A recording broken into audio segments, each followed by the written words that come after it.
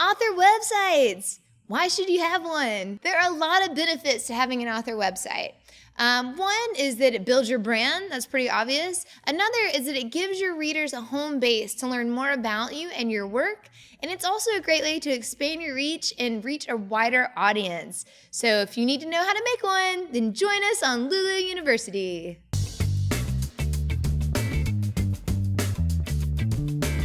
You know that you need an author website. I mean, it's the cornerstone of any successful author brand and author platform. But you might not know what should go on it. So some good things to have on there, and some of the most important elements are going to be an About Me section. So maybe sort of obvious, it's an author website, you're the author, it's about you. So let your readers know a little bit about you. Feel free to put in your bio or some photos or some background information so they can connect with you. Another crucial element to an author website is a store section.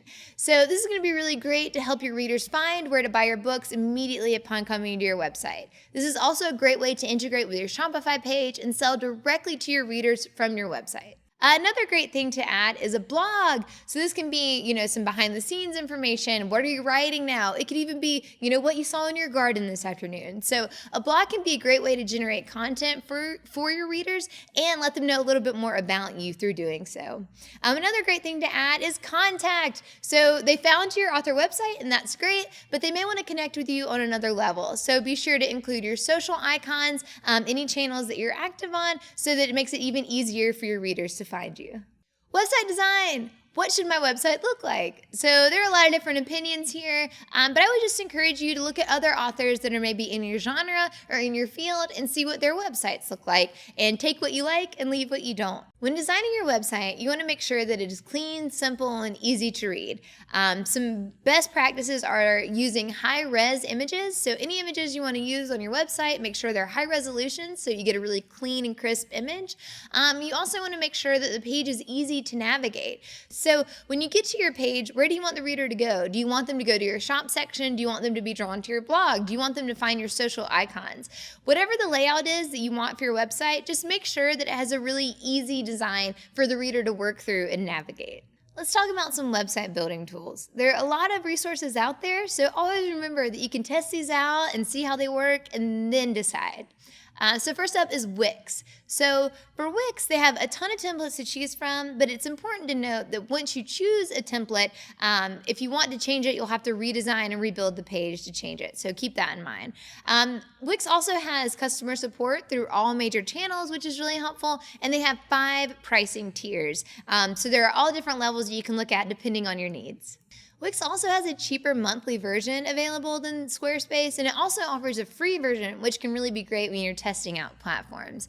Another awesome advantage to using Wix is that they have the email newsletter feature is attached to the platform, so that can be really great to go ahead and integrate that right from the beginning. Up next is Squarespace. So Squarespace also has a lot of templates to choose from, but unlike Wix, if you choose one and aren't feeling it, then you can switch it out at any time. So that's really great.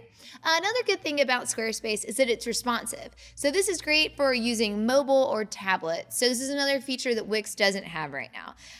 They also have customer support through all the major channels and a policy to respond to all emails within 1 hour, which I don't even know how they are able to do that, but that's great.